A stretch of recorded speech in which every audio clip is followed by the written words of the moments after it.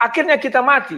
Lantas dengan apa kita diselamatkan lagi? Amal dan kebaikan kita ternyata tidak mampu membawa kita ke surga. Karena kebaikan amal soleh kita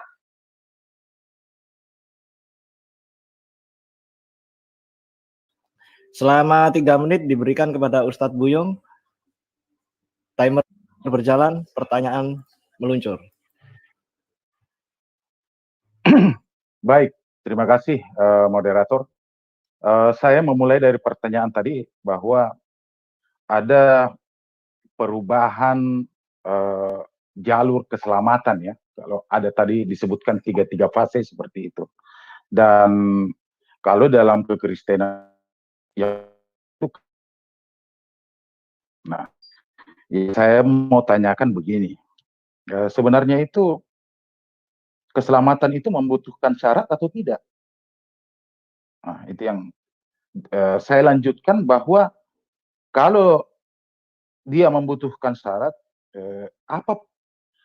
apakah perbuatan baik dengan buruk itu mempengaruhi keselamatan? Itu. Jadi ada syarat nggak kalau dalam kekristenan itu?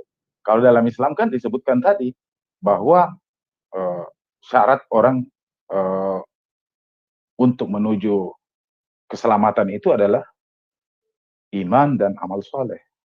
Nah, ada syarat nggak kalau dalam itu? Karena bagi saya sudah bisa menilai bahwa Islam itu kan memang perpaduan antara kontinuitas dari ajaran-ajaran, makanya dirangkum keduanya. Di ajaran Taurat itu dia merangkum amal salehnya, di ajaran kasihnya itu dia merangkum keimanannya. Itu yang saya maksud. Nah, itulah makanya yang saya sampaikan, kalau perbuatan baik buruk itu berpengaruh tidak dengan keselamatan. Saya pikir itu moderator. Sudah cukup? Terima kasih. Waktu masih banyak, Bang Buyung, sekitar 1 menit. Saya pikir cukup itu yang pertanyaan dasar saya. Oke, terima kasih Pak Peta Buyung atas pertanyaannya, singkat, jelas, padat, dan langsung tepat sasaran ini ya. Dan selama 7 menit untuk Pak Rudi Yohanes untuk menyampaikan jawaban atau sanggahan terkait dengan pertanyaan Ustadz Buyung. Waktu berjalan, sanggahan meluncur.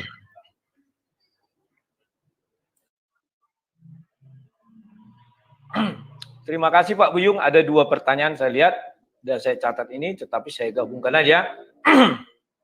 Apakah keselamatan membutuhkan syarat atau tidak? Ya, keselamatan membutuhkan syarat. Nanti saya bagi 2 ya. Yang pertama yang membutuhkan syarat dulu. Begini, Yesus sudah mengatakan di Matius 28 Matius 28 ayatnya yang ke-19.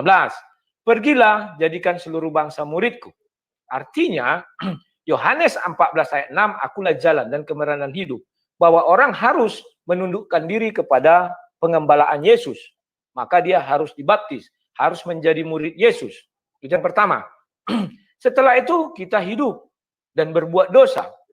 Maka Yesus memberi solusi atas dosa kita itu apa? Itulah namanya pertobatan. Pertobatan diawali dengan pengakuan dosa. Itulah di Matius 3, di mana mereka saling mengaku dosa. Maka mereka merelakan diri dibaptis. Itu baptis pertobatan. Sehingga pada saat dia dibaptis, maka dosanya suci. Nah, setelah dia berbuat dosanya disucikan, apakah dia berbuat dosa lagi? Iya. Itulah sebabnya Yesus mengatakan, pergilah jangan berbuat dosa lagi. Artinya itu adalah hal yang berat dilakukan manusia. Maka terjadi dosa lagi. Maka dengan apa lagi kita untuk menuju surga? Maka kita masuk ke Matius 6. Doa Bapa kami ya, ajarilah kami Bapa bagaimana cara berdoa ya Tuhan, bagaimana cara berdoa kata murid-murid. Di dalam doa Bapa kami ada dikatakan, ampunilah kami akan kesalahan kami seperti kami mengampuni orang yang bersalah kepada kami.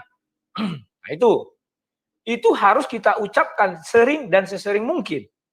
Kita mengampuni orang dulu baru kita diampuni.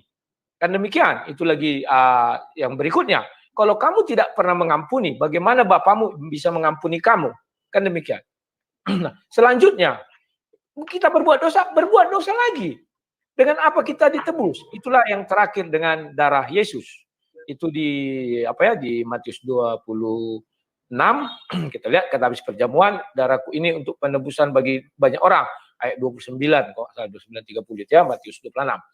Nah, setelah itu apa lagi? Setelah kita ikut perjamuan masih berbuat dosa. Selama dia masih hidup, dia masih berbuat dosa. Sampai dia mati, menandakan dia punya dosa. Kematian, upah dosa adalah kematian. Nah, sekarang, apakah itu syarat yang pertama ya? Masih saya baca. Nah, apakah perbuatan baik dan buruk mempengaruhi keselamatan? Saya bukakan ayatnya. Sebentar ya, share screen dulu. Yakobus. Oke, Ji, tolong Ji. Nah, ini ada di Yakobus 2 ya, ayat 22.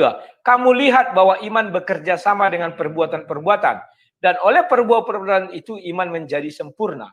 Jadi iman ini sempurna oleh karena perbuatan-perbuatan. Nah, kan demikian. Nah, apakah perbuatan-perbuatan juga itu bisa menyempurnakan kita?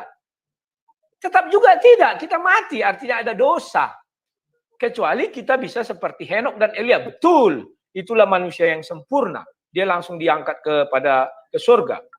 Nah, akhirnya kita mati. Lantas dengan apa kita diselamatkan lagi? Amal dan kebaikan kita ternyata tidak mampu membawa kita ke surga. Karena kebaikan amal soleh kita dikalahkan oleh maut, dikalahkan oleh kematian. Amal soleh kita. Jika saya nanti mati artinya saya berdosa, maka amal soleh saya tidak ada guna.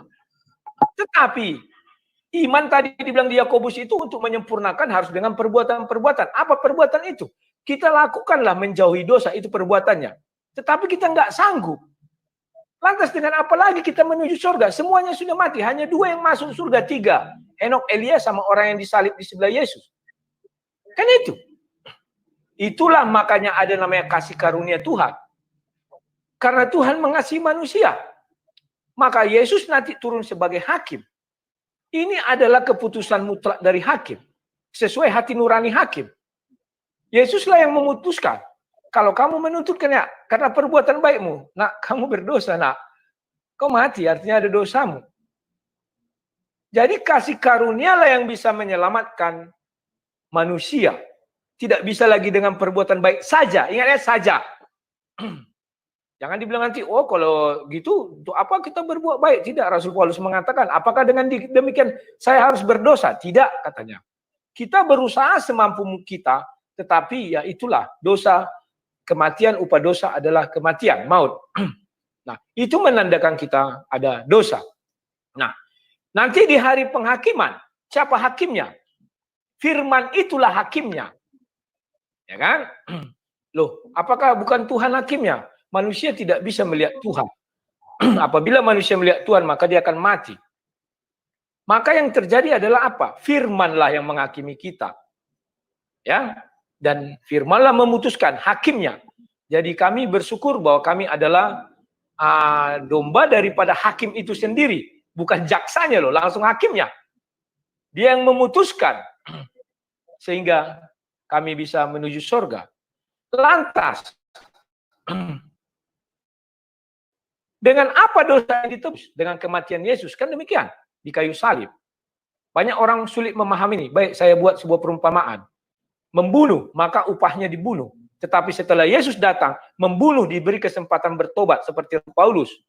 Nah, ketika nanti hari penghakiman, keluarga korban kan tidak terima. Enak saja dia masuk surga. Dia membunuh. Misalnya diizinkan membela diri. Atau ada saksi-saksi.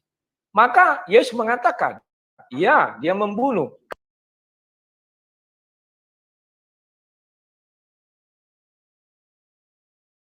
Kan sudah kuganti dengan nyawaku. Nyawa ganti nyawa. Selesai. Mencuri. Harusnya potong tangan. Wah, dia mencuri. Enak kali masuk surga. Sudah kuganti dengan nyawaku. Harusnya potong tangan, jadi dengan nyawanya Yesus. Jadi itulah yang mau saya sampaikan, bahwa kasih karunia lagi yang membawa kita ke surga. Perbuatan baik tidak bisa kita ukur dan kita timbang. Sekalipun ada matematikanya yang dibilang Pak Buyung 10 kali ini segala macam. Oke, itu aja Ji, silakan.